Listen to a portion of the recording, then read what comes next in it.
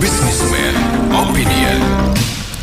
Mitra bisnis, Partai Gerindra mengusulkan kenaikan bantuan dana untuk partai politik dari sebelumnya sekitar Rp1.000 per suara menjadi Rp10.000 per suara yang didapat dalam pemilu terakhir atau naik 10 kali lipat.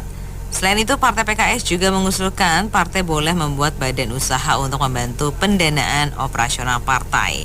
Semua hal ini diusulkan lantaran biaya politik yang dinilai makin mahal di Indonesia. Jika mengacu pada perolehan suara pemilu 2024, PDIP sebagai partai pemenang pemilu yang mendapatkan 25 juta suara, berpotensi mendapat bantuan dana sekitar Rp250 miliar. Apa komentar Anda? Di 6339160 atau WhatsApp kode di 0816 924 924. Ya, saya pikir memang untuk partai memiliki badan usaha saat ini pun mereka sudah lakukan ya. Sebagian itu dengan cara mungkin tidak atas nama partai, tapi pribadi-pribadi itu punya usaha yang mendonasi kepada partainya. Nah, oleh karena itu, jika ini mau dirubah bahwa partai itu punya punya usaha, sebenarnya tidak perlu punya undang-undang baru ya kan. Sebuah partai itu bisa saja meletakkan uangnya, misalnya partai A gitu punya uang 100 miliar. Kemudian partai A ini menjadi strategic partner dari perusahaan B, perusahaan rokok atau perusahaan tekstil atau perusahaan telekomunikasi. Kan itu bisa saja gitu. Tentu saja mereka harus membuat PT dalam hal ini karena partai tentu tidak bisa membuat perjanjian, mungkin harus sesama PT, kira-kira begitu di undang-undang perusahaan terbatas, di perseroan terbatas, supaya jelas siapa yang beneficial owner-nya kan. Kalau partai nanti jadi nggak ada beneficial owner-nya. Nah, oleh karena itu sebuah ide yang bagus dari Gerindra bahwa partai-partai itu bisa diperbolehkan membuka usaha. Apakah itu harus menunggu perubahan undang-undang? Ya mungkin tidak usah, dibuka aja sebanyak-banyaknya usaha, mungkin dibikin semacam peraturan menteri saja. Karena kalau partai di Indonesia bisa membuka banyak perusahaan, bukankah itu membantu secara langsung rakyat untuk menjadi tenaga kerjanya kan? Mereka membuka lapangan pekerjaan. Nah, itu luar biasa, sangat membantu rakyat itu kalau mulai bulan ini banyak partai yang buka perusahaan, berlomba-lomba buka perusahaan, itu bagus.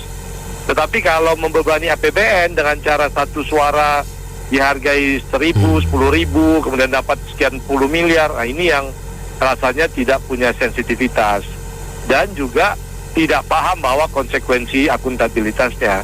Kalau sebagai partai Anda menerima uang dari APBN, maka harusnya juga harus ada audit menyeluruh atas penggunaan APBN yang diterima itu. Apakah sudah ada partai yang diaudit oleh BPKP atau inspektorat atau apapun namanya, atau KPK, atas penggunaan dana yang sudah mereka terima, yang berapa, yang 100 atau 1.000 rupiah yang selama 10 tahun terakhir ini, ada nggak? Udah diaudit belum penggunaannya? Sesuai dengan undang-undang Sospol nggak, organisasi sosial politik sesuai Kemendagri nggak? Atau ada pelanggaran atau tidak gitu? Belum tentu ada pelanggaran, tapi ada atau tidak adanya ditegakkan melalui audit yang dilakukan oleh Kemendagri atau oleh KPK, ada nggak gitu. Nah, jika itu belum ada dilakukan atas apa yang diterima selama beberapa tahun terakhir ini, ya kenapa harus minta tambahan lagi? Jangan sampai partai itu di kantor-kantor DPR ya, DPRD, DPRD tingkat 1, tingkat 2 maupun DPR RI, kan anggota DPR-nya itu kelihatannya parlente, jam tangannya itu Richard Mille, berlomba-lomba dengan kekayaannya gitu. Tetapi ternyata masih berusaha mencari celah untuk membebani APBN gitu. Nah, mungkin mereka harus lebih bijak dalam mencari sumber pendanaan, misalnya dengan iuran sesama anggota partai, iuran dari kepala daerah yang terpilih atau anggota DPR yang terpilih dengan persentase tertentu gitu. Atau fundraising yang memang secara volunteer rakyat memberikan sumbangan ke dia karena ada program-program yang sangat didukung rakyat. Kalau tidak, ya jangan membebani APBN. Kalau tidak bisa membantu APBN, ya jangan membebani. Karena Anda beli coffee break itu risol, pastel, minuman itu juga udah beban APBN kan Pak, termasuk listrik di rumah Anda. Jadi jangan dibebani lagi gitu. Lebih bagus buka perusahaan dan bantu menyerap tenaga kerja pengangguran yang udah belasan juta. Sebaiknya kita kan bisa melihat negara-negara lain ya sebagai acuan yang kita anggap efisien.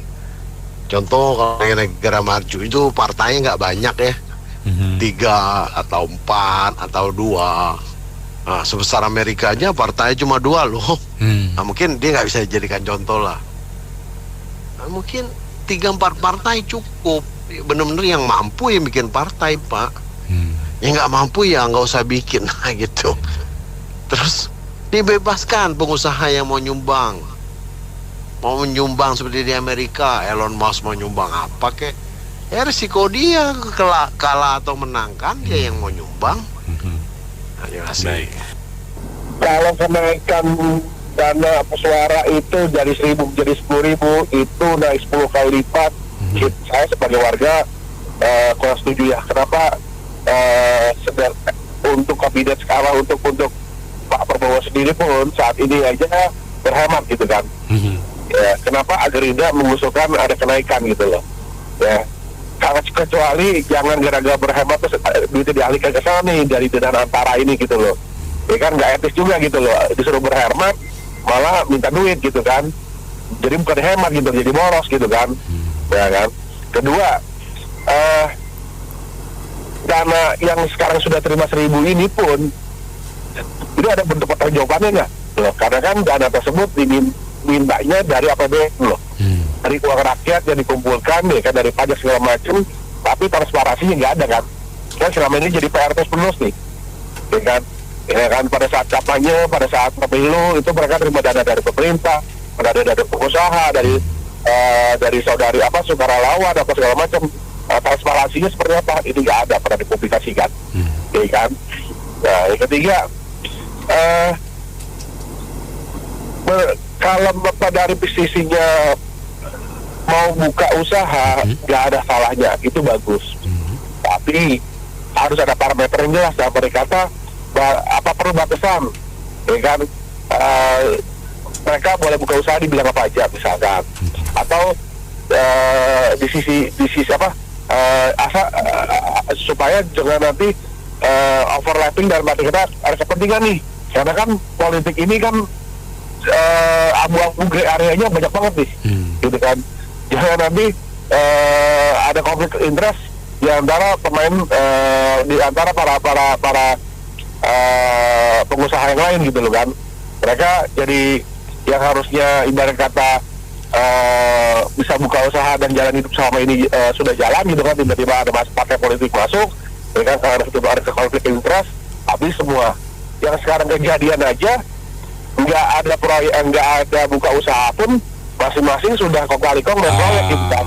Iya kan, mau buka mau jalan apa dari misalkan dari wali kota gubernur atau apa mau bikin anggaran, nah itu aja udah kita jatah gitu kan.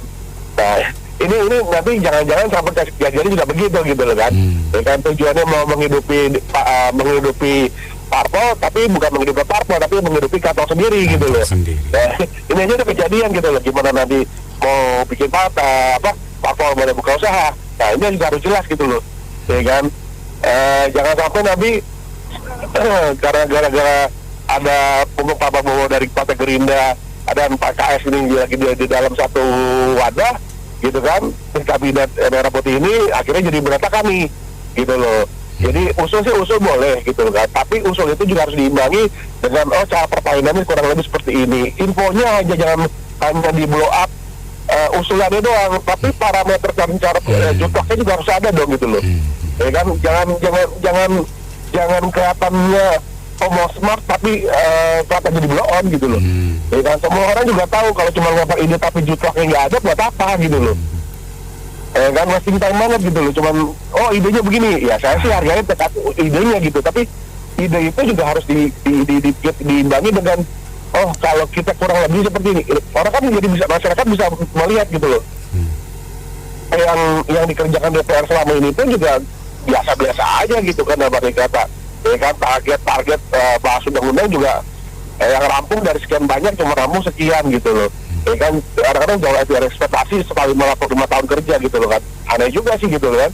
Nah itu yang saya bilang tadi, lempar ide, ya kan, jutlaknya nggak ada, padahal mereka wakil rakyat yang sebenarnya notabene bisa dibilang berpendidikan yang bukan lumayan sih, belum baik semua lah bahasanya gitu kan.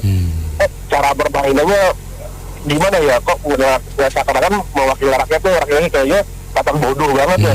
Kasih terima kok. Nah, ya kalau pinter gitu bahasanya, janganlah membodohi rakyat, jangan hanya melempar ide tapi tanpa ada penjelasan dalam arti kata ya jutlaknya seperti apa, parameternya apa gitu loh. Ya kan, semua kan kalau di kita di private sektor juga, lu mau lempar ide boleh, cara permainnya seperti apa gitu loh. Dan mereka, saya rasa juga mereka yang di Gaza Depan juga punya usaha-usaha masing-masing gitu kan. Mereka juga pasti menjalankan seperti itu kan, kurang lebih kalau di usaha mereka. Nah, kenapa kalau mereka para penguasa yang masuk jadi anggota DPR atau MPR ini jadi kelihatan agak memberi ya? Itu jadi pertanyaan terbesar kita sih, terutama saya sih, dan kenapa bisa begitu ya gitu loh. Mereka berkoar-koar sebelum naik, udah naik jadi diem, lempem gitu loh. Nah itu pertanyaan sih, itu aja menurut saya sih. Terima kasih. Oke, nah aku mau tanya doang deh. Parpol sih sejauh ini kinerjanya apa sih kepada rakyat? Satu. Kedua, minta kenaikan buat suara sampai 10.000 itu, emang kita ini seperti apa sih? Ketiga, pajak-pajak yang kita bayar mahal-mahal kan buat melihara mereka. Masa minta naik mulu terus-terusan? Kalau naik terus-terusan tapi ada kinerja, ya itu sih lain cerita. Tapi kalau ini parpol bisanya apa? Masa bisa semuanya apa-apa minta naik, minta suara dari rakyat. Tapi ya kayak begini kerjanya. Suara dari rakyat. Apa-apa anggaran selalu diributkan. Ini itu semua diributkan ya. Kapan hari mau bikin gedung baru ya yang habis triliunan. Tuh nggak ada suara. Terus ngeluh-ngeluh bilang kursi di sana kurang banyak, rusak apa semua ya. Juga sama, anggaran semua.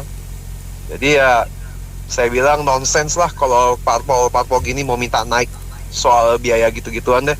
Thank you. Tapi sebetulnya gampangnya gini, boleh tapi ada syaratnya ya. Kalau kader mereka ada tertangkap korupsi, berapa nih dendanya ya kan. Jadi ya misalnya nih satu orang dihargain untuk 1 suara ya, katakan berapa nih, 1 juta, 1 miliar misalnya ya, mereka pun juga harus mengembalikan dendanya sebesar 1 miliar atau 10 kali lipat yang dari sekarang itu dendanya. Yang korupsinya ya diurusin sama pengadilan ya, nggak apa-apa kalau seperti itu.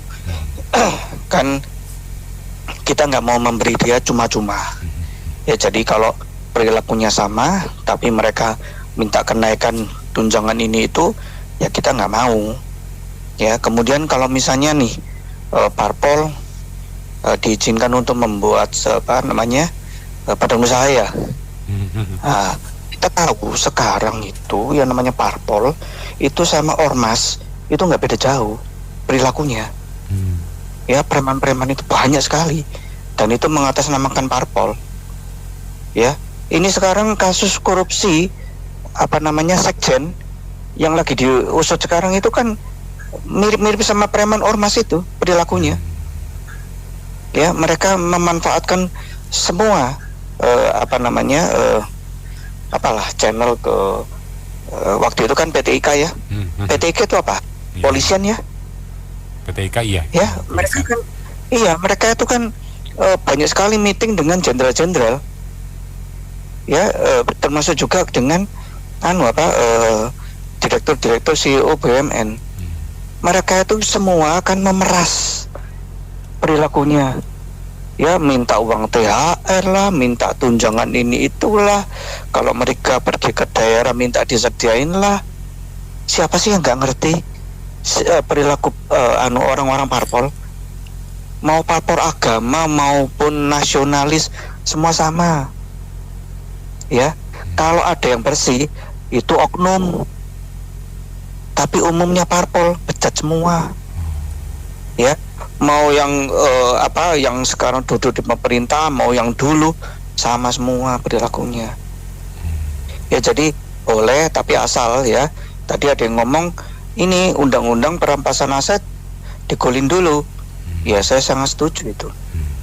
Ya, jangan sampai mereka diberi tapi tanggung jawabnya nggak bertambah. Ya, itu kan gak fair ya buat rakyat. Apalagi sekarang kondisinya baik dari eksternal maupun internal itu lagi nggak bagus. Ya, kita tahu ya yang main siapa ya, orang parpol juga kan, main politik kan. Ya, untuk apa? Ya, mereka itu banyak sekali dapat aliran dana dari asing untuk merusak kondisi di Indonesia. Contohnya itu hilirisasi, biar dibatalkan lah dan sebagainya. Ya, kondisinya memang lagi susah sekarang. Ya, jadi sebaiknya wakil rakyat jangan menambah susah. Ya, presiden lagi pusing, ditambah lagi sama permintaan-permintaan yang belum tentu perlu. Nah, kemudian kenapa kok biaya politik mahal? Lah karena mereka kan juga nyuap sana sini, termasuk nyuap rakyat supaya dipilih. Ya. Iya. Lah kalau kayak gitu masa yang salah kita rakyat juga yang pembayar pajak. Ya, mereka nggak mau sendiri. Kalau menurut saya itu aja. Terima kasih. Ini sih kalau mengenai hal ini sih saya agak kesel juga ya. Anyway, sebenarnya gini, kita tuh kuota pendidikan, kuota anggaran untuk pendidikan kita itu udah 20% ya APBN kan. Itu udah berlaku dari beberapa periode presiden lah. Dan angkanya itu kan cukup fantastis kan kalau kita cek 20% ya APBN, itu udah ratusan triliun, kita ngomong angka ratusan triliun. Cuma masyarakat perlu tahu ya, Bapak Ibu semua perlu tahu bahwa sampai saat ini kita punya level pendidikan kita nggak bertambah baik, tapi malah stagnan bahkan cenderung turun. Infrastruktur juga nggak bertambah gimana-gimana. University kita juga levelnya juga makin lama makin jebol. Kemudian sekolah-sekolah juga ya paling hanya sekolah private, sekolah swasta aja yang kita tahu lah beberapa yang memang masih berprestasi di Olimpik dan sebagainya. Kalau sekolah negeri saya rasa makin lama makin turun juga. Jadi gini, yang mau saya ngomong adalah kalau Bapak Ibu ada yang pernah baca autobiografi Nelson Mandela, dia tuh bilang bahwa education itu adalah the most powerful weapon. Itu adalah senjata yang paling ampuh untuk perubahan dunia. Jadi gini, negara kalau dia mau leluasa untuk berbuat tirani, korupsi dan sebagainya, itu adalah kepentingan negara untuk membuat masyarakat itu bodoh. Itu kalau masyarakatnya pinter, itu bahaya buat negara yang ingin menjalankan praktek-praktek KKN, korupsi, tirani, otoritarian dan sebagainya, demokrasi semu dan bla bla bla. Jadi kalau kita dirampok oleh partai di siang bolong kayak gini, kita masyarakat nggak ngerti, masih banyak masyarakat yang nggak ngerti, udah digorok lehernya pun nggak tahu. Wanto, semakin cerdas satu negara, pendidikan semakin tinggi. Ini hal-hal begini nih makin jadi masyarakat itu semua ngerti gitu loh. Ini apa yang sedang terjadi sih sebenarnya sih, bahwa kita lagi dirampok di siang hari bolong oleh para elit politik kita saat ini. Jadi omong kosong lah kalau misalkan ini nggak semuanya tahu. Jadi ini nggak tahu, si ini nggak tahu, ini adalah perbuatan yang enggak lah, omong kosong itu jemaah semua. Dan saya rasa kalau kita bilang mereka muka tuh juga nggak adalah muka mereka. Oke, kalau kita ada didapat uang 10 miliar, 20 miliar, itu mungkin muka kita tebel-tebelin sampai tebel apa, udah gak ada masalah. Saya nggak peduli setan. Yang penting saya dapat 20M, 50M, dan itu uang yang sangat besar. Jadi waktu itu sifat manusia lah, wajar. Jadi buta mereka. Jadi mereka nggak peduli setan. Kita mau ngomong begini, tidak tahu malu kau, buka badak kau, begini-begini. Minta-minta seperti pengemis, minta jatah 10 kali lipat, rakyat lagi susah, mereka nggak peduli saat yang penting karena uang sudah tinggi. Jadi Itulah that's why pendidikan kita, anggaran pendidikan kita 20% menurut saya sih omong kosong menurut saya. Omong kosong paling besar di negara ini APBN 20% pendidikan, karena ini sudah berlangsung beberapa kali periode dan itu uang ratusan triliun dan itu nggak kelihatan wujudnya. Akses pendidikan di daerah-daerah tidak kelihatan, infrastruktur sekolah tidak kelihatan, mutu kualitas pendidikan kita tidak kelihatan, gaji guru honorer pun ada yang masih 300.000 sebulan, jadi tidak kelihatan. Bayangin bagaimana pendidikan kita mau bagus kalau faculty member atau guru-gurunya tuh hanya hidup dari 300.000 sebulan, itu kan nonsen. Jadi kalau Bapak Ibu lihat di negara-negara maju itu guru, profesi guru atau dosen atau guru lah kita ngomong, itu harganya mahal Bapak Ibu. Itu per tahun mereka bisa itu levelnya tuh udah level puluhan ribu dolar punya per tahun, mereka punya annual income.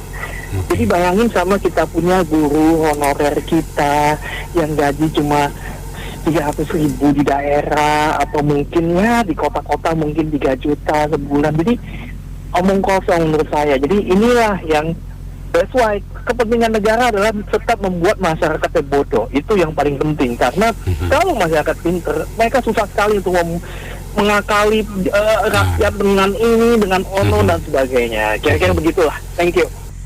Garong politik itu tidak baik. Cakep. Dana parpol naik paling buat money politik. Masuk, Mas Tiawan, masuk. Ya, Dewan perampok rakyat ya. Kalau kita ada rampok di rumah tuh, kita dikasih senjata, dikasih dana lagi nggak ya? Tadi senjatanya satu. Saya tuh jadi gimana ya? Benar-benar negara kita ini belum merdeka benar ya, gitu loh. Jadi sebenarnya apa sih esensi dasar dari partai politik itu? Kenapa sih harus minta duit, kemudian berlipat-lipat seperti itu? Itu kan sesuatu yang nggak ada bedanya dengan ormas. Ya, bener nggak? Bener Pak. Iya toh? Iya. Lah terus bicara konstitusinya di mana? Bicara aspirasi rakyatnya di mana? Nah itu Pak. Ya kan, harusnya kalau misalnya yang mengusulkan Gerindra, lah sekarang saya tagih lagi nih omongannya Pak Prabowo, yang katanya ingin mensejahterakan rakyat. Betul, ingin berantas korupsi Pak, yang penting tuh Pak. Lah iya, lo kok sekarang malah partainya sendiri malah yang mengusulkan minta duit, gitu loh. Ini apa-apaan, gitu kan? Loh, sekarang ini tuh kita ini partai politik ini mau serius untuk rakyat atau serius untuk bisnis? Gitu loh. Kita nggak usah negara ini udah banyak bobroknya gitu kan? Udah banyak hancurnya. Jadi ya tolong gitu kan? Ya tolong didengarkan, gak usah macam-macam. Kalau mau cari uang banyak ya jangan di negara, gitu loh. Kalau mau uang banyak, bisnis apa kek? Mau bisnis haram ya terserah, lo yang masuk neraka kok, gitu kan? Benar. Gitu kan? Iya. Benar nggak? Mau bisnis cewek ya lo yang masuk neraka. Iya. Prostitusi lo mau masuk, istilahnya lo mau bisnis narkoba, lo yang bakal masuk penjara, gitu kan? Kalau mau kaya jangan negara. Saya malah setuju ada semacam, saya nggak tahu ya, di media sosial itu, bagaimana kalau DPR itu digaji sesuai PNS, gaji PNS. Tidak ada tunjangan apa-apa dan gajinya cuma segitu. Mau nggak jadi DPR? Gitu loh. Itu yang pertama. Yang kedua, kita perlu juga sidak itu kepala desa, kelurahan, gitu kan. Setuju nggak disidak? Saya setuju. Karena aliran dana itu banyak yang ke sana, yang nggak jelas pembangunan untuk apa, ini apa, gitu kan. kalaupun masih dibilang masih istilahnya dari sekian banyaknya berapa desa sih di Indonesia, saya lupa itu. Se-Indonesia tuh berapa desa, Om? Waduh, kalau dihitung banyak, Pak. Udah kayak Wijen di onde-onde. Nah, itu bisa hanya seperberapanya, hanya 0, sekian yang benar-benar desa yang jujur, yang amanah, menjalankan konstitusi atau menjalankan tujuan kepada rakyat. Yang lainnya ambuh, gitu kan? Kemana uangnya? Ya nggak tahu. Dana desa ya. Banyak kantong-kantong yang siap menampung, bahasanya seperti itu. Oke.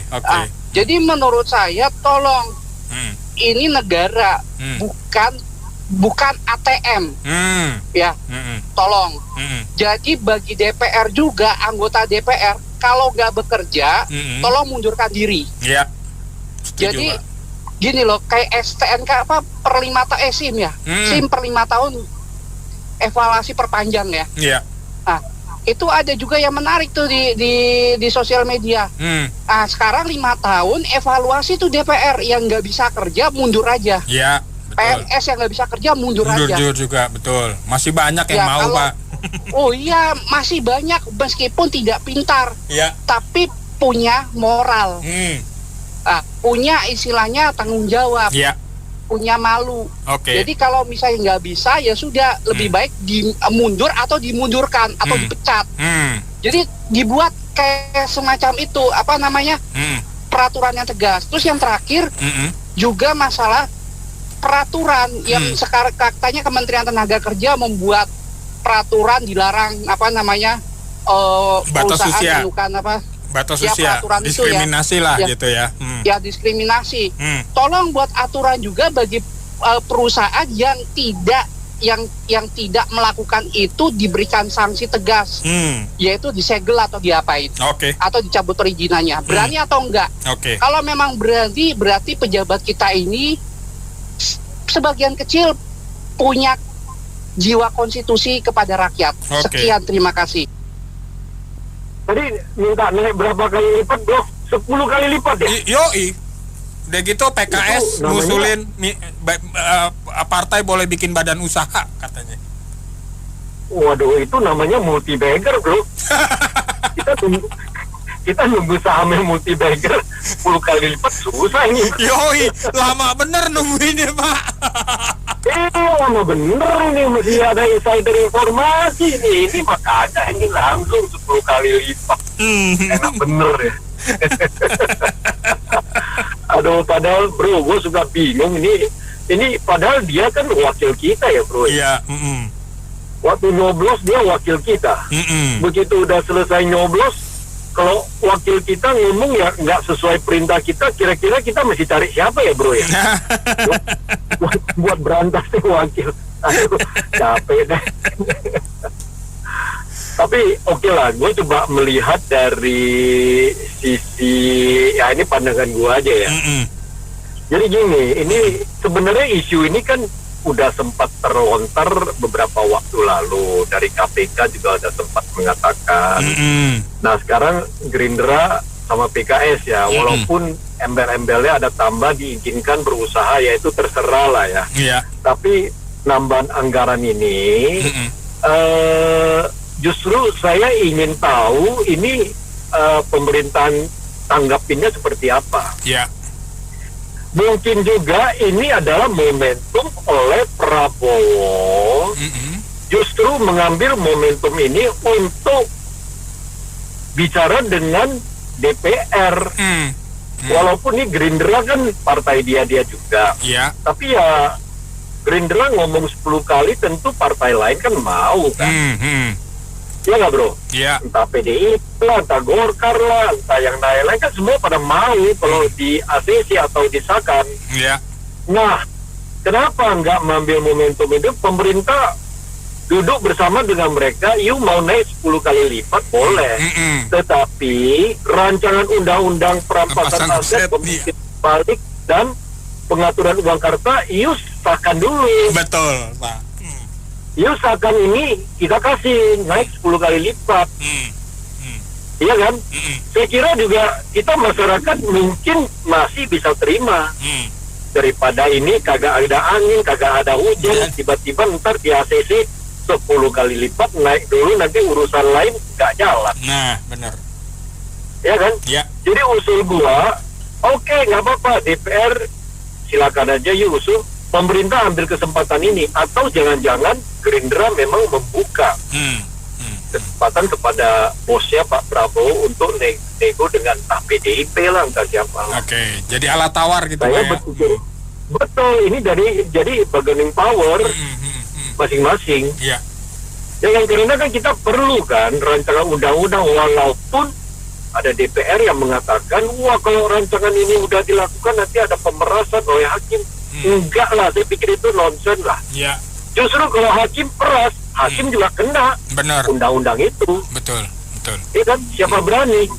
Persoalannya nanti hanya penegak hukum udah ada payung hukumnya, berani nggak dipakai? Kita kan lihat terus. Iya. Kita masyarakat sebagai check and balance kan kita akan lihat. Kalau sekarang kan nggak ada payung hukum, walaupun di Tipikor dia dikatakan ada, tapi kan nggak ada jelasnya, nggak bisa dipakai. Iya.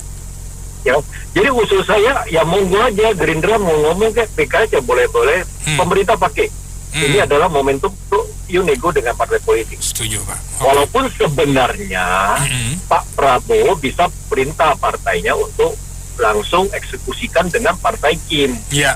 Tapi kelihatannya beliau juga ya kasihan juga anak buah-buah, katanya kagak ada duitnya. Ya udahlah, suruh dia mulai bicara lah, kira-kira seperti itulah. Oke. Gue rasa yang ketika itu salah, atau Bro Benny pakai kacamata enggak, Bro? Kenapa emang salahnya? Itu kurang 100.000. 100.000? Wah, Masya Allah. Soalnya gini be 100.000 kan 100.000 tuh, tapi suara kalau kasih kotak kan ada amponnya 50.000 toh. Jadi biar kita belajar ekonomi check and balance sheet, jadi harus dapat berapa keluar berapa kan, jangan minus gitu loh. Jadi kalau naiknya 100.000 kan kita masih bisa tarik nafas tuh, ya enggak? Iya. Nasi kotaknya naikin menjadi biasanya 30.000 jadi 40.000. Iya kan? Terus buat amplopnya kan 50.000, 10.000 masuk kantong sendiri. Masih cuan ya. Itu pertama. Kedua, gue rasa ya yang nama istilah ekonomi sulit itu, gue rasa nggak usah jauh-jauh deh ekonomi sulit ya. Jadi kita belajar ekonomi, tapi sulit dilaksanakan gitu loh, Bro Benny. Iya. Kan gini, duit kan udah susah masuk nih, ya nggak? Anggaran kan setiap bulan diumumin sama menteri apa gue nggak ngerti.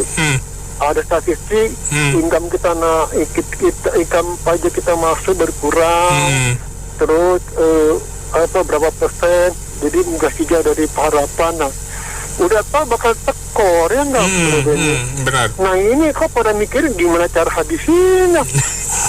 Ya nggak, gue jangan pikir kayak naik dari 1.000 jadi 100.000, terus ada buka ini, terus kemarin lagi katanya pajak mau di ini. Nah lama-lama gue pikir enak juga ya, ngapain capek-capek kuliah. Nah ekonomi sulit, ekonomi mah pelajari gampang, sulit laksanakan, ya enggak?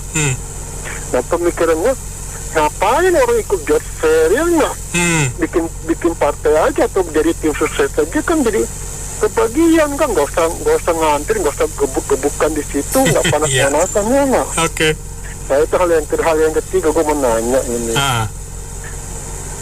Sebenarnya kita rame-rame selama seminggu 2 minggu ini itu didengerin nggak sih yang di Solo? Yang gue makin hari makin menjadi jadi nih. Iya, didengerin Pak. Cuma didengerin sambil batuk-batuk gitu kan. Habis itu cemilannya dibanyakin. Ya udah yang di belakang gue banyak ya. Salam sehat. Oke, thank you. Udah keras nih usahanya. Aduh, akhirnya masuk juga kan karena keras. Ya. Keras bener nih udah nih. Tadi lu ngomongin saham yang naik 10 kali lipat ada, Bro. Apa? Sahamnya adanya Prabowo UDNG, cek aja 1.000% Nono. Masa sih? Gue belum ngeliat, ntar gue cek. Nanti lu cek, udah naik 1.000% itu tuh. Aduh, ketelat lu. Udah ketinggalan bus lu mah. Disclaimer on.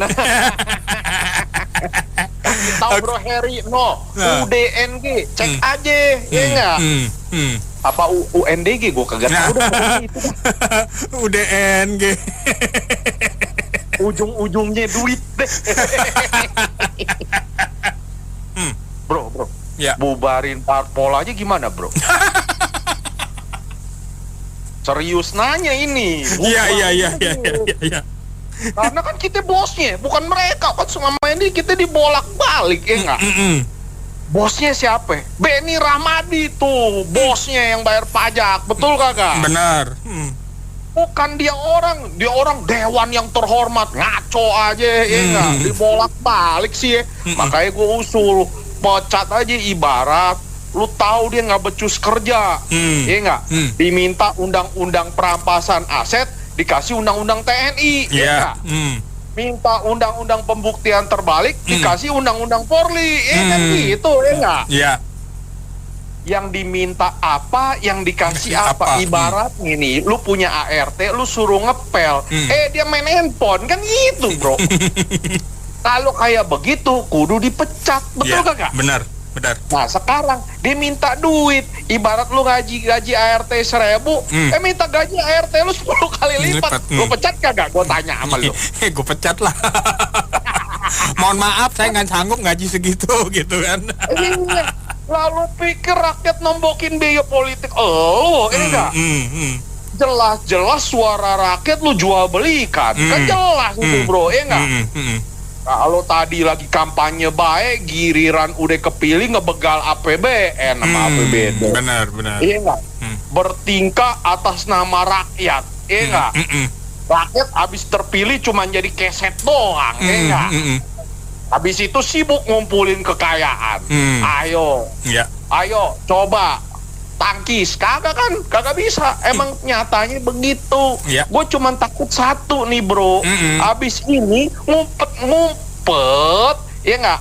Rapatnya di hotel digolin yang ini 1.000 jadi 10.000. Kan yang kayak kemarin udah jelas kita udah dikasih tontonan, mereka bisa rapat di hotel, Bro. Emang lu bisa ngurusin mereka? Makanya gimana cara pecatnya? Bubarin ini. Ujungnya satu kalimat terakhir buat gua, kasih kesempatan yang lain. Lu lihat aja, Redalio aja ngacir, Bro. Nah, benar. Pada merasa diwakilkan nggak tuh? Diwakilin soal kemewahannya, Pak. Betul. Harusnya kan pendukung-pendukung partai itu boleh dong ditanya pendapatnya kan, baru diwakilkan. Jawaban pendukungnya bener gak sesuai kan dengan mereka, ya enggak? Kalau enggak kan jadinya mereka bikin-bikin sendiri, ya kan? Jadi siapa yang berkuasa begitu bikin aturan yang mendukung mereka, betul nggak? Banyak kan dari era-era sebelumnya juga sama kan, berubah aturan demi kepentingan golongan, betul nggak? Kalau mau dikorek mah banyak, zaman Demokrat ada, zaman PDI banyak, ada juga dong aturan yang mereka ubah untuk kepentingan mereka, betul nggak? Benar. Ini gantian aja sih, nanti yang berkuasa rubah lagi, ini itu, terus kedukung. Kalau nggak salah kan Pak Presiden masih Dewan Pembinanya ya? Iya. Ya udah coba dong bilang dibina tuh udah orang-orang apa politiknya partainya tuh masih bener gak kerjanya dibina dulu dah. Setuju. Masa gak sejalan dengan kebijakan bosnya ya kan katanya efisiensi. Nah ini kali 10 itu jumlahnya gak kecil loh. Iya gede, Pak. Mending negara utang tapi tidak makmur, betul gak Pak? Betul. Contoh di rumah nih bapak utang, anak istri sehat, makan melengkapi kebutuhan secukupnya masih mending. Betul gak? Ini udah gedein yang pasarnya agak naik. Betul gak? Iya. Jadi kita bingung ya, jadi gak sejalan semua. Katanya supaya ongkos politik itu lebih bersih. Emang jamin bisa bersih kalau udah punya usaha sendiri. Benar. Sampai sekarang katanya apa tuh anggaran di set partai terbuka, sampai sekarang udah hilang berita. Gak ada lagi kan? Nggak ada. Anggarannya gak clear juga tuh. Iya. kemana, sumber dari mana. Tahu sendirilah kasus-kasus yang korupsi pasti ujung-ujungnya ke Pak ya kan? Iya. Itu kasus terbaru yang Bandung mana tuh hilang beritanya? Iya. Iya kan? Udah lenyap. Sepertinya ya masing-masing itu mereka pegang satu masing-masing. Satu kebuka, yang lain terancam. Iya. Jadi agak-agak kutip-kutip lah disama-samarkan dengan isu-isu lain. Ya nah kalau nggak kita menjamin apa gunanya itu aturan. Jadi mending jangan suap-suap ya. Di benar tadi yang Om Tony bilang, bubarin aja dah. Bubarin bener. Oke. Kenapa aku rajin dengan korupsi? Kenapa? Saya paling benci kalau suatu negara banyak partai. Berarti mereka tuh bukan nasionalis, masing-masing mencari, benar dong ya nggak? Iya. Masing-masing mencari kepentingan pribadi. Emang sekarang ada partai nggak dagang, nggak korupsi? PKS kan tuh masa sapi kan? Nah itu, maka mereka tuh kadang-kadang tuh membohongi rakyat yang bodoh, gitu nggak? Ya memang kita semua sih nggak ya bodoh, cuma mereka anggap rakyat itu bodoh dong. Ya udahlah, kalian tuh bodoh, gua mau apa begitu. Jadi pemikiran mereka tuh sangat sesat begitu. Kita lihat, saya nggak banggain. Negara paling banyak ya 2 partai. Kita lihat Tiongkok, saya tidak puji-puji Tiongkok. Satu partai maju nggak negaranya? Benar nggak? Kalau bangsa kita mau majukan suatu negara, itu nggak perlu banyak partai. Kita ikut dalam satu kapal, nggak banyak nakoda. Ya cuma negara kita memang budayanya ada begitu, kultur begitu. Ya bangsa kita juga ya masa bodoh lah. Ya nggak apalagi dapat BLT segala macam. Nah itu jadi negara kita tuh selama ini nggak bisa maju, kacau. Jadi yang enak orang partai ya nggak usah apa dagang itu gali sono gali sini, ya gitulah. Jadi negara kita tuh ya udah gitu lah masa depannya. Aduh kalau saya lihat ya kalau gitu samain dana negara tuh habis buat partai-partai aja. Kalau seperti tadi disebut PDIP dapat 250 miliar, kenapa nggak buat kesejahteraan rakyatnya aja? Ya partai jangan terlalu banyak lah, ya boncos tuh negara dananya buat para partai. Partai itu sedikit aja, nggak usah banyak-banyak, suruh gabung-gabungin aja. Apa gunanya partai banyak-banyak? Bikin negara bangkrut, duit dana negara buat partai 250 miliar, bayangin kita segitu banyak partai. Berapa ratus miliar, berapa triliun kita mesti buat partai aja. Mending buat rakyat-rakyat kita, kemiskinan digentaskan, supaya negara kita lebih maju. Buat apa partai-partai nggak ada gunanya? Kalau menurut saya sih pribadi seperti itu. Kebanyakan partai lebih banyak di negara yang bocor semuanya. Nggak ada gunanya, menurut saya kalau dilihat seperti itu. Negara-negara lain kita bisa lihat partai cuma 2-3, nggak banyak sampai kayak kita buat 10 partai. Terima kasih. Makin kesini makin ini partai ini makin keblinger ya. Di saat dia bicara biaya politik mahal, ya sama, rakyat lebih menderita, biaya hidup itu lebih mahal gitu. Banyak pengangguran, banyak PHK. Ini partai seenak-enaknya, seenak udelnya misalnya. Ya harusnya benar seperti yang penelpon sebelumnya. Ya partai itu harus di 1 atau 2. Iya. Halo. Iya, politik di Indonesia. Halo. Politik di Indonesia itu mahal. Ya kenapa harus mereka berpolitik gitu? Udah cukup orang-orang yang mampu dengan segi finansial yang cukup. Ya saya rasa itu. Kalau dia bilang makin tinggi biaya parpol, jangan bikin parpol. Orang kalau bikin parpol itu kan pakai dana sendiri dong, masa pakai uang negara sih? Gimana sih itu orang-orang itu ya? Nah itulah makanya mereka orang pada mau koalisi semuanya kan gitu ya Mbak ya. Supaya mereka bisa mensahkan undang-undang senat perutnya mereka orang nggak ada yang nentang gitu. Jadi mereka seolah-olah koalisi bagus bekerja untuk kemajuan negara, katanya begitu. Partai-partai semuanya bergabung semua. Ntar ujung-ujungnya mereka bikin undang-undang yang buat perut mereka semua tuh, yang buat kepentingan parpol mereka semua. Iya di saat lagi efisiensi loh mereka minta nambah, kan lucu. Kalau seandainya saya mau buka usaha ya duit saya dong, jangan uang orang dong, kan begitu. Kan lebih baik uang negara itu APBN itu dipakai untuk kepentingan rakyat. Apa yang perlu rakyat butuhkan, kan begitu. Mereka udah dapat gaji gede-gede, kok mau ngerampok duit negara lagi. Jadi mereka itu halus itu, mereka bagaimana caranya supaya uang negara kita rampok, halus. Seolah-olah menurut mereka itu benar. Tapi menurut rakyat kan lucu yang begini-ginian. Ya mereka itu kalau bikin parpol, kalau memang biayanya gede, nggak usah bikin parpol lah, jadi rakyat biasa. Kalau punya duit ya bikin parpol oke lah, jangan uang negara itu buat rakyat, bukan untuk kepentingan parpol. Itu aja sih Mbak ya. Aduh, masalah saya bingung deh. Kalau misalnya mau cari duit jangan politik lah. Itu buat saksi aja ada berapa 80.000 TPS ya. Kalian aja misalnya satu partai politik butuh 2 gitu loh. Itu mungkin udah berapa 1 triliun lebih kali ya. Saya juga nggak. Ya dia minta itu, saya rasa juga nggak bisa nutup juga buat bayar saksi. Cuman istilahnya buat bantu-bantu lah kekurangan atau gimana. Jadi menurut saya ya ini udah nggak terhindarkan lah. Kalau dibilang ntar mereka bekerja buat rakyat, saya ragu gitu. Karena dia orang harus keluarin duit begitu banyak dan dia orang harus nutupin lagi gitu loh. Nggak mungkin istilahnya dia orang mikirin rakyat, dia orang mikirin gimana balikin modal. Iya. Dan itu bukan 1 juta 2 juta, ratusan miliar gitu loh.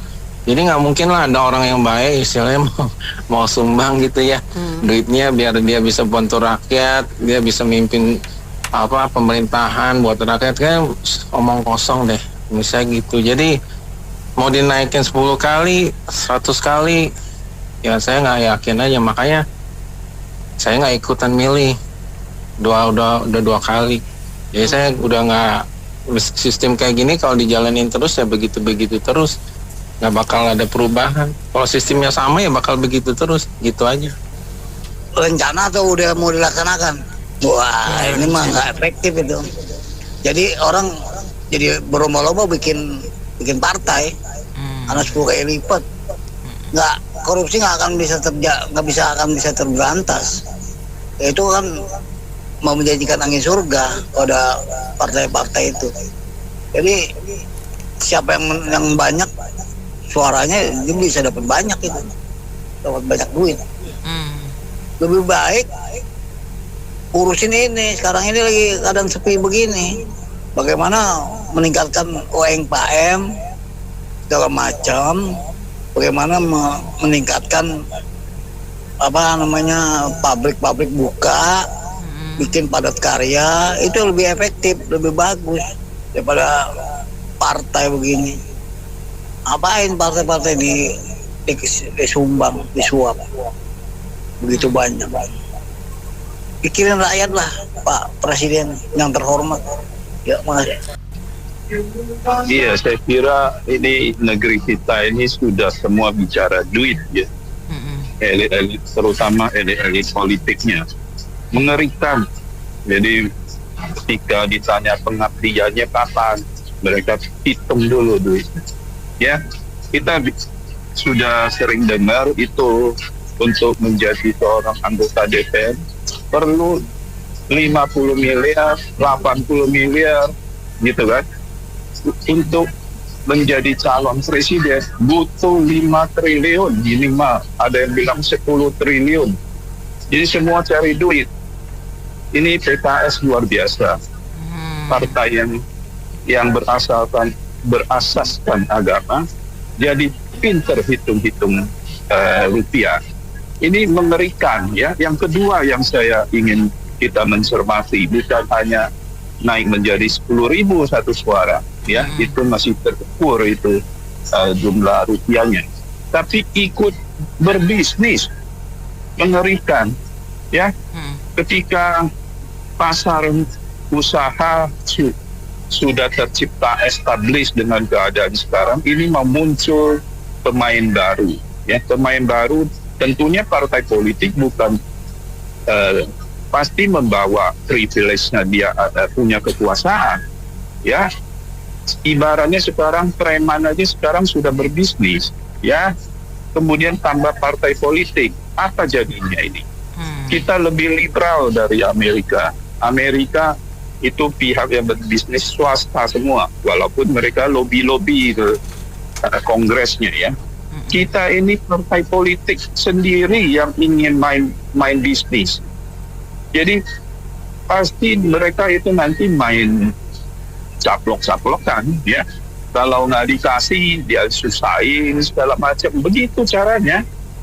Jadi kita lihat ini negara makin nggak benar, ya. Semenjak Pak Prabowo naik juga nggak ada pembenahan, ya. Satu orang hakim aja bisa kumpulin 1 triliun. Jadi memangnya mereka peduli itu satu suara dinaikin menjadi 10.000? Itu duit kecil, 250 miliar mas satu proyek udah selesai itu. Ya itu Jarod Rikar itu bisa 1 T kok, 1 orang. Coba dibayangin kumpulin apa nggak begitu mudah untuk mengumpulin duit di negara. Jadi luar biasa. Saya kira kita udah dalam tahap yang agak rusak ya. Kalau ini berlanjut, politiknya disahkan. Kan ini usul. Nanti kalau semua lolos dari DPR ya itu menjadi undang-undang.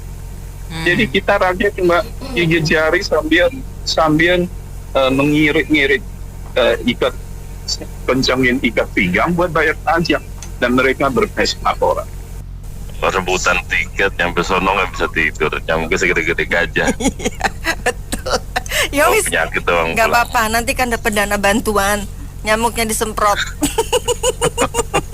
Silakan, gimana komentarmu? Asal jangan konversi buat bantuan partai jadi buat bunuh serangga. Kan boleh alasannya salah satunya. Iya, alasan aja, tapi nggak ada realisasinya kan. Semua ditulisnya alasan kan. Jadi alas buat bisa keluar, alas buat bisa direalisasi, alasnya yang ditulis, tapi buat implementasi nyampe yang nggak tahu. Biar melunak gitu merahnya. Biar nggak korupsi. Kenapa? Salah satunya biar nggak korupsi. Soalnya kan biaya operasional partai juga gede, kebanyakan korupsi. Nah kalau ditambahin itu katanya nggak korupsi. Ini kata Mbak Puan loh dibilang biar mengurangi potensi korupsi. Berarti kan tahu pemerintah banyak yang pada korupsi. Kenapa nggak aturannya? Kenapa jadi bahasanya jadi malu, justru malah jadi ngerubah alur. Kenapa nggak aturannya sih yang di ini ya? Kenapa ya? Apa mereka juga pikir dari itu ya? Kan menarik nih, partai segini banyak, masyarakat nggak jarang dikasih pemahaman buat partai politik itu apa sih ya? Sampai ke akar rumput gitu loh maksudnya.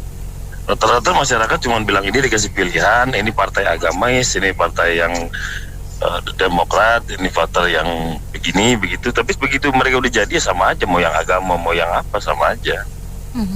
Cuman intinya mereka cuma butuh kesempatan buat jadi sama kayak yang lain. Artinya kalau emang ini partai politik dianggapnya hal yang pasti konstitusional, maksudnya kan diajarkan dari pendidikan sedini mungkin kan, supaya orang-orang yang nantinya ikut terlibat dalam politik, kepartaian gitu betul-betul punya moral. Kita ini krisis moral.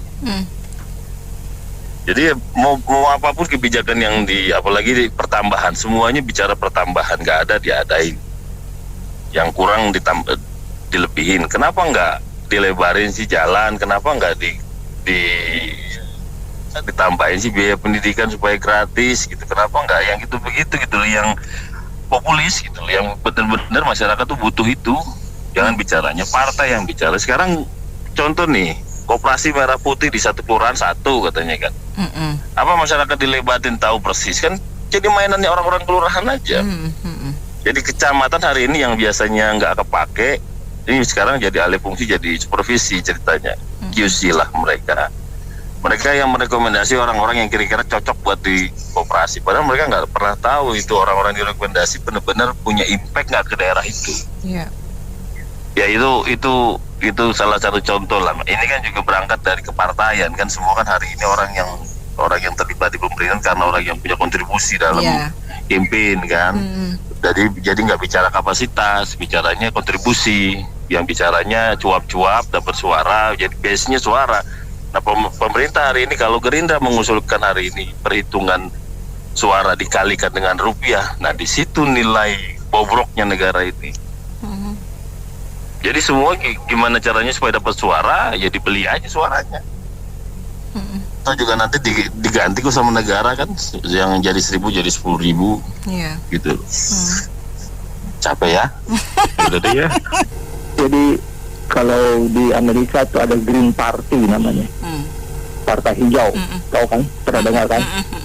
Nah itu mereka tuh berkecimpung dalamnya kayak gini kan, yang hijau-hijau gitu, misalnya green power, ya kan, tenaga hijau yang dia pakai air, surya dan sejenisnya gitu.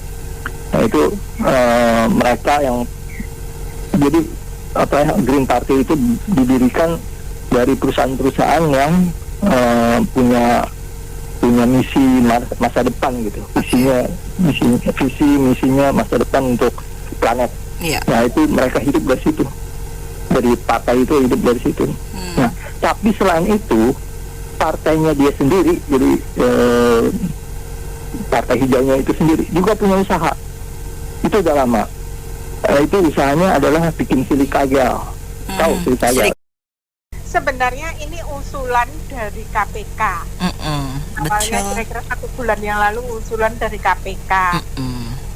Gua pikir nih KPK kepengen tak tenggelamin aja.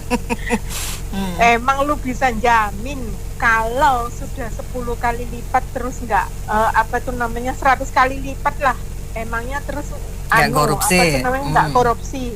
Terus lu ngitung nggak ya APBN kita itu berapa? Iya kan, gedenya APBN kita itu loh berapa? Setelah dipotong-potong transfer untuk daerah pun itu berapa? Cuman berapa? Kita itu PDB-nya kecil banget loh, termasuk kecil loh. Beneran kecil ya. Jadi kita tuh jangan sombong. Kalau kita itu kaya, kita itu kaya ya Mbak ya. Kalau nggak diolah ya, kayak di di mana itu yang di di Jabar itu yang jatuh semua itu, yang meninggal 19 itu. Oh iya yang longsor itu kemarin ya. Iya, nah kayak gitu-gitu itu emangnya enak gitu ya, atau kita akan mengatakan oh nggak apa-apa cuman 19 kok masih banyak gitu ya, atau gimana? Kan kita itu juga harus dengan kecerdasan untuk mengolah kekayaan kita gitu loh. Nah ini sebenarnya ya saya nggak setuju itu pasti. Kenapa? Karena gini, kayaknya korupsi kita atau penindasan kita pernah atau Mbak ngomong gini, penindasan sebenarnya yang menindas kita itu adalah bangsa kita sendiri. Kita kan selalu mengatakan itu. Itu faktanya. Ada satu sejarah yang baru saya baca. Jadi itu orang Belanda yang namanya Herman Willem Daendels. Herman Willem Daendels itu dulu dituduh di dalam sejarah kita yang kita baca, dia adalah orang yang jahat, yang korupsi, yang membunuh 12.000 pekerja pribumi dalam membangun Anyer ke Panarukan. Iya kan? Itu ternyata Herman Daendels itu udah bayar ke prefeknya gaji daripada para guru. Terus prefek ini memberikan kepada bupatinya, dan itu ada tanda buktinya sampai saat ini. Di dalam sejarah itu ada tanda buktinya sampai saat ini. Akan tetapi rakyat banyak yang kurus, miskin, dan tidak makan sampai banyak yang meninggal. Itu tidak ada bukti bahwa bupati membayar kepada rakyatnya. Nah, pertanyaan saya, kita memfitnah orang lain jahat, tapi sebenarnya bangsa kita lah sendiri yang jahat. Sama kan Mbak? Nggak usah ngomong zaman Belanda dulu susah-susah.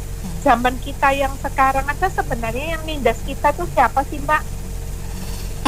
Ya rakyat kita sendiri. Kalau orang lain ya, kalau orang lain tidak diizinkan oleh kita masuk atau tidak diberi izin oleh kita, emang orang lain bisa, ya kan? Pasti nggak bisa dong, izinnya nggak ada, segalanya nggak ada. Jadi yang menindas kita siapa yang sebenarnya? Ya orang kita sendiri. Nggak usah susah-susah. Nah sekarang pertanyaannya gini, Kalau Mbak Puan ngomong karena supaya tidak korupsi bla bla bla. Terus gimana kalau ada emak MPD, nenek NPD itu mengatakan bahwa nanti kalau undang-undang perampasan aset dibuat, terus koruptornya diperas oleh oleh penegak hukumnya. Hahaha. Sekarang saya mau nanya, sebenarnya putar-putar itu yang takut korupsi dibasmi itu sebenarnya siapa sih? Siapa? Rakyat atau apa? Iya kan, kalau rakyat sudah nggak bisa apa-apa, Mbak, nyolong apa, ketangkap, ya udah pasrah kan kayak gitu kan? Nah, sekarang balik lagi, topiknya adalah apakah ada jaminan? Siapa yang berani menjamin? Sekarang saya mau nanya, sebenarnya parpol itu menghabiskan uang begitu banyak, itu sebenarnya yang salah siapa sih? Kan lu sendiri. Kenapa lu pakai hidup seperti gitu, hedon kayak gitu, terus nyumbang-nyumbang, terus pamer-pamer, terus buang duit kayak seolah-olah gimana? Kenapa nggak mau kampanye pakai tenaga lu? Iya kan, mendidik orang-orang yang ada di kampung turun ke bawah kayak gitu. Jadi nggak usah pakai duit dong. Ngapain harus pakai duit? Orang kita juga nggak minta kok kalau nggak diberi. Dan kalau sekarang nggak ada transisi, kita tidak usah memberi. Pasti rakyat juga udah terbiasa nggak diberi. Otomatis mereka juga nggak mungkin minta kok, Mbak. Rakyat juga nggak mungkin kok ngemis. Nggak mungkin juga, nggak ada duitnya. Lah kalau semua pada nggak ada duit, nggak ngasih, otomatis rakyat juga nggak mungkin mengharap lagi kan. Ya udah habis kan harapannya ya. Jadi mereka mulai berpikir dong. Nah, di sini siapa yang elit, siapa yang tidak mendidik? Elit partai politik juga. Terus kalau ditambah lagi diperbolehkan untuk berusaha partai politik, pertanyaan saya, emangnya selama ini partai politik tidak berusaha? Satu partai politik bisa punya puluhan, maksudnya satu keluarga bisa punya puluhan perusahaan. Itu dari mana ceritanya? Mau saya sebutin satu-satu, Mbak? Makasih. Saya melihatnya agak beda ya. Saya setuju dengan usulan ini, tapi usulan ini dengan satu paket, ya bukan berdiri sendiri, tapi satu paket. Paket pertama adalah dengan undang-undang perampasan aset. Yang kedua, paket kedua adalah dengan aturan bahwa yang melakukan kampanye itu bukan parpol sendiri-sendiri gitu, tapi satu badan, misalnya KPU gitu. Nah, yang kampanye itu mereka. Jadi dengan biaya tadi yang dipungutan dari jatah parpol itu dikumpulkan buat kampanye. Jadi kampanye itu tidak masing-masing orang, masing-masing parpol buang-buang duit gitu sampai nggak terbatas gitu ya. Ujung-ujungnya dia bangkrut, begitu menjabat dia cari-cari duit bagaimana caranya uang kembali. Itu yang penyakitnya itu kan. Nah kalau satu paket begitu, itu baru benar gitu. Terima kasih. Kalau secuknya beda atau kayak di gunung lah kita loh. Ya makanya ya. Ayo, mangga silakan. Jadi temanya Senin ini Senin yang agak membara. Pagi-pagi udah disodok kita gitu langsung. Oke. Sok monggo. Sugeng Enjang, Bu Nila, Pak Slamet deh. Sugeng Enjang. Iya.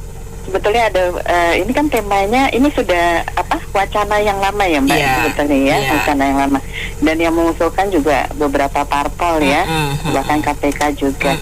Nah sekarang gini Mbak ya, saya sepakat dengan Ibu Mila tadi ya, maksudnya kalau ya ini kan parpol ini totalnya yang ikut kemarin ya Mbak, ikut pemilu ya, 18. Sebetulnya 75 parpol yang berbadan hukum Mbak di Indonesia. Oke, monggo lanjut. Padahal ya warga negara kita, total penduduk kita kan 279 atau 280 ya, sekitar segitu Mbak ya. Nah, apakah itu bukannya sudah obesitas overload ya Mbak ya? Memang tetap konstitusi menjamin ya untuk kemerdekaan berserikat, berkumpul, menyatakan pendapat dan lain-lain gitu ya, itu dijamin konstitusi. Nah, kita bandingkan, kita komparasi dengan Tiongkok misalnya yang jumlah warga negaranya 5 kali lipatnya ya, satu dari Indonesia lah ya. Nah, itu berapa parpolnya? Tidak sebanyak kita. Ya, jadi kenapa parpol ini bisa tumbuh subur gitu ya? Nah, kalau memang sudah obesitas itu harus direm. Ya, direm. Jadi kalau di negara-negara maju mungkin mereka sudah dewasa ya secara demokrasinya. Itu kan bahkan di US sendiri hanya 2 ya, di Tiongkok sendiri juga tidak sebanyak kita. Itu harus ada aturannya Mbak, regulasinya. Mungkin kalau misalnya kita flashback seperti dulu ya tahun 90-an tuh hanya 3 gitu ya. Nah, itu kan juga bisa mengakomodir ya, hanya 280 juta kok, sedangkan negara-negara yang lain jumlahnya tadi saya bilang seperti Tiongkok saja ya. Nah, itu perlu satu payung hukum. Nah, yang kedua, parpol itu yang saya cermati Mbak, tadi saya sepakat Bu Mila, itu banyak mereka yang sudah mendirikan perusahaannya PT-PT ya, yang orientasinya sudah marginnya sudah banyak gitu ya. Jadi kalau mau berbadan usaha mereka sudah punya usaha sendiri ya Mbak, bahkan banyak gitu PT perusahaan-perusahaannya, company-nya. Nah, itu yang kedua. Nah, yang saya bingung ya Mbak ya, saya sebetulnya ini kebetulan saya waktu itu organisasi saya sempat untuk memeriahkan Pilpres kemarin ya. Saya sebetulnya juga bagian dari 02 karena saya pikir mungkin nanti ada perubahan. Ternyata ini makanya kenapa bisa ya, kan ini parpol yang mengusulkan juga dari berbagai macam warna ya. Bahkan parpol penguasa memang ada slogan itu, kalau wis posisi wena PW loh Mbak. Kalau udah posisi enak itu susah banget. Dari parpol merah, bayangkan ya, ketua legislatifnya sendiri seperti itu. Jadi kalau misalnya mereka bekerja untuk rakyat itu nonsen mungkin ya. Kan memang RI 1 kita pernah berstatement ya, kedaulatan ada di tangan rakyat. Mereka itu pembantu rakyat toh ya. Saya pakai istilah Bu Nila, pajak sedekah rakyat itu sudah kita berikan. Nah Bu ya, punya empati ya kan. Sekarang APBN kita tuh sedang defisit ya, utang negara tadi sekitar 9.100 T ya Mbak ya. Nah, itu kok kondisi masih seperti ini, mereka malah mengusulkan untuk kepentingan perutnya masing-masing gitu. Jadi bukan bekerja untuk rakyat, itu nonsen ya. Jadi yang diperkaya itu partai politiknya. Nah, kalau perlu sebetulnya kalau memang mereka harus ada kaderisasi Mbak, meritokrasi dari bawah ya. Jadi mereka itu memang harus, jangan, kalau saya cermati parpol ini masih ini Mbak, masih perusahaan keluarga ya. Ya, masih perusahaan keluarga. Kenapa? Ujung-ujungnya yang jadi ketumnya atau yang jadi yang jadi ya pokoknya yang berkepentingan di situ ya. Iya, jadi dinasti keluarga kok gitu loh. Yang mau merah, mau biru, mau kuning, itu partai mereka tuh perusahaan keluarga, anggap aja. Nah, kalau perusahaan keluarga orientasinya apa? Profit margin, ya kan? Keuntungan cuan sebanyak-banyaknya. Nah, itu yang perlu.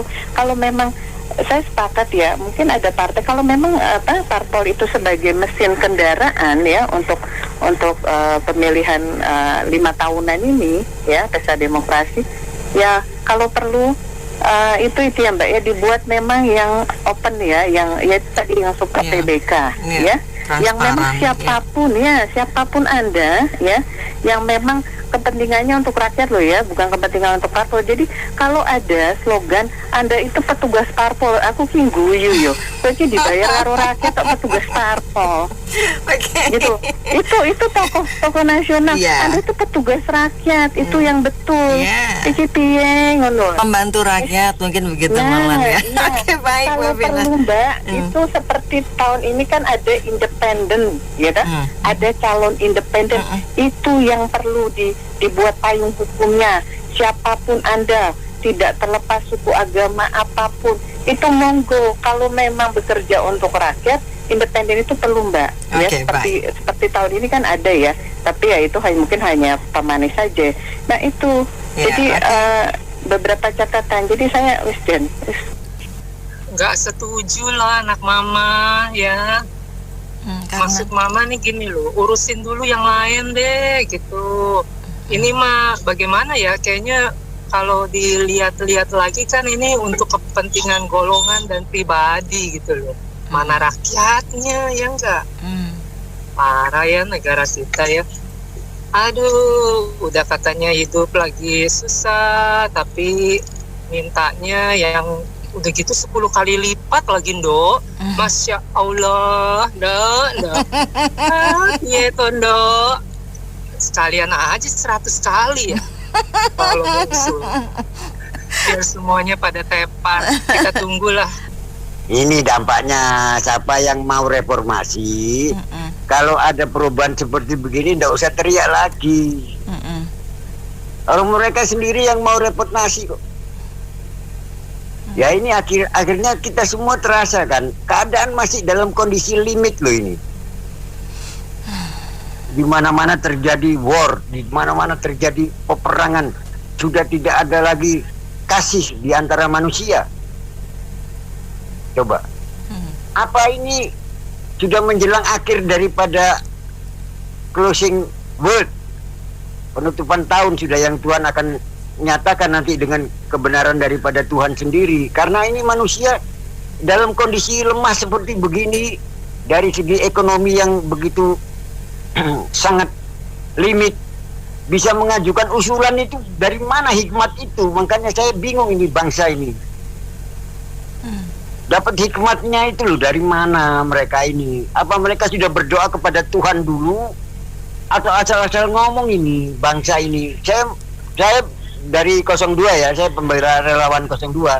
Makanya saya selalu kasih masukan buat tim, karena saya dari Perisai Kebenaran Nasional, itu kami pendukung relawan Prabowo Merah Putih ya. Kami memang tetap kebijaksanaan kami sampaikan kepada Bapak Prabowo bahwa usulan-usulan yang walaupun itu dari partai, kita juga rekan-rekan di Partai Gerindra juga banyak. Kami juga dari pihak relawan kurang setuju karena kondisi negara lagi limit. Kalau nanti sudah Indonesia emas, monggo silakan, mau dinaikkan partai itu. Jangankan 10.000, 1 juta pun tidak apa-apa kalau sudah Indonesia emas. Gitu. Iya. Siap. Mbak. Jadi ini mohon pertimbangan betul. Kalau buat kami lebih baik calling down dulu karena keadaan seperti begini. Kembali flashback ke urusan masyarakat dulu, rakyat dulu, diurus dulu one by one. Ini bagaimana yang di lapangan itu kan bisa tahu. Kami kalau diberitakan laporan seperti kemarin minyak goreng maupun gas, kami beri laporan minta di cancel kok. Kami dari tim relawan kok. Jadi kalau usulan gini kami dari tim relawan, saya khususnya dari tim relawan PKN ya, Rumah Prabowo tidak setuju. Secara langsung tidak setuju. Baik. Perisai Kebenaran Nasional, Dewan Perampok Rakyat. Kalau kita bayangkan gini ya, ada rampok ya, ada rampok. Tadi punya pisau 1, dia minta pisaunya jadi 10, bagaimana coba? Betul. Kalau ninja mendingan ya, kalau ninja kan banyak ya, gitu tapi nggak kelihatan. Terus kalau dibilang katanya mau supaya nggak korupsi, sekarang kan gini, dengan kondisi sekarang money politiknya jalan, dikasih duit 10 kali lipat, apa nggak jadi money politik lagi? Betul nggak Pak? Jadi artinya ya itu sih udahlah repot dah, seperti yang Pak Tony bilang. Rakyat itu nggak bisa makan apa-apa, jadi nggak bisa berdaya karena memang semuanya udah dirampok gitu sih. Gitu aja, baik.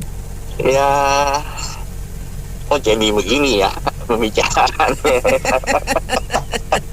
Begini nih, begitu tuh. Iya. Malah bikin hal-hal yang terlalu over gitu maksudnya gitu tuh. Ya, jadi sebetulnya tuh bukan masalah nambah nilai uang segala macam ya. Ya harus dibiarkan itu adalah mentalnya gitu loh, mindsetnya gitu loh.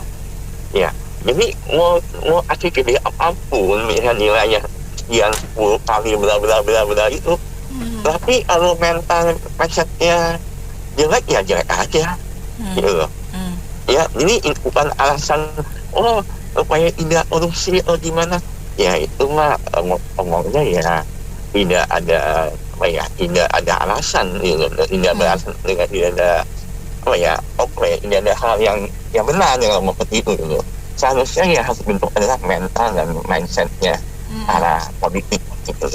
Dia tahu tujuannya saya politik itu apa sih, wakil ya apa itu yang benar gitu. Jangan hanya menambah nilai, ujung-ujungnya juga nambah juga itu nilai korupsinya. Itu sih. Oke? Iya, saya kira ini negeri kita ini sudah semua bicara duit ya. Elit-elit, terutama elit-elit politiknya. Mengerikan. Jadi ketika ditanya pengabdiannya kapan, mereka hitung dulu duit. Ya, kita sudah sering dengar itu untuk menjadi seorang anggota DPR perlu 50 miliar, 80 miliar gitu kan. Untuk menjadi calon presiden butuh 5 triliun minimal, ada yang bilang 10 triliun. Jadi semua cari duit. Ini PKS luar biasa. Partai yang berasaskan agama jadi pinter hitung-hitung rupiah. Ini mengerikan ya. Yang kedua yang saya ingin kita mencermati, bukan hanya naik menjadi 10.000 satu suara ya, itu masih terukur itu jumlah rupiahnya, tapi ikut berbisnis. Mengerikan ya. Ketika pasar usaha sudah tercipta establis dengan keadaan sekarang ini, mau muncul pemain baru ya. Pemain baru tentunya partai politik bukan pasti membawa privilege-nya dia punya kekuasaan ya. Ibaratnya sekarang preman aja sekarang sudah berbisnis ya, kemudian tambah partai politik, apa jadinya ini? Kita lebih liberal dari Amerika. Amerika itu pihak yang berbisnis swasta semua, walaupun mereka lobby ke kongresnya ya. Kita ini partai politik sendiri yang ingin main bisnis. Jadi pasti mereka itu nanti main caplok-caplokan ya. Kalau nggak dikasih dia susahin segala macam, begitu caranya. Jadi kita lihat ini negara makin nggak benar ya. Semenjak Pak Prabowo naik juga nggak ada pembenahan ya. Satu orang hakim aja bisa kumpulin 1 triliun. Jadi dan memangnya mereka peduli itu satu suara dinaikin menjadi 10.000. Itu duit kecil, 250 miliar mas satu proyek udah selesai itu. Ya itu Jarod Rikar itu bisa 1 T kok, 1 orang. Coba dibayangin kumpulin apa nggak begitu mudah untuk mengumpulin duit di negara. Jadi luar biasa. Saya kira kita udah dalam tahap yang agak rusak ya. Kalau ini berlanjut, politiknya disahkan. Kan ini usul. Nanti kalau semua lolos dari DPR ya itu menjadi undang-undang. Jadi kita rakyat cuma gigit jari sambil mengirit-ngirit ikat pencengin ikat pinggang buat bayar pajak, dan mereka berpes laporan. Makasih. Ini kalau pendapat kita itu memang sudah seharusnya itu dinaikin untuk apa, untuk menghilangkan korupsi yang merajalela. Tapi hukum harus ditegakkan, hukumnya harus ditegakkan benar-benar, jangan seperti itu. Di samping itu undang-undang kalau nyawer-nyawer saat pemilu itu juga itu sebenarnya kan udah melanggar hukum, itu juga harus dihukum. Bukan dibiarkan malah ikut-ikutan. Jadi mungkin ada batasnya lah. Kalau di bawah 7% nggak boleh ikut pemilu lagi. Jadi batasnya 7% biar partainya nggak terlalu banyak, biar bangsa kita, generasi muda kita itu nggak melulu mendirikan partai untuk cari kehidupan, ya cari kehidupan ya bisnis lah boleh. Tuh, makasih. Begini. Jadi negara ini udah saling mengerti ya semua partai. Jadi lebih baik fokus membuat undang-undang atau sistem membagi-bagi kejahatan bersama. Itu loh. Jadi kalau misalnya orang meneriakkan undang-undang perampasan aset, korupsi dan segala macam dengan hukuman mati, itu bukan prioritas, ya. Itu bukan prioritas. Prioritasnya bagi-bagi duit kejahatan ini karena sudah makin masif, makin parah. Jadi ditata kejahatan itu, gitu loh, Mbak. Ya. Bagaimana supaya korupsi, artinya berkeadilan korupsinya, gitu. Ngurus negaranya gitu. Karena hanya negara ini di dunia yang kayak begitu, memikirkan itu. Di negara lain nggak ada mikirin itu. Coba cek, nggak ada. Per kepala berapa, nggak ada negara lain. Karena mental manusianya ya begitu yang duduk di atas sana. Jadi lebih fokus memikirkan itu tadi. Sistem kejahatan itu dibikin berkeadilan. Ya, itu aja. Terima kasih. Baik, terima kasih kembali Pak Rudi atas opininya. Mitra bisnis, demikian sesi Businessman Open untuk kali ini. Terima kasih yang sudah bergabung. Saya Anita Wijaya.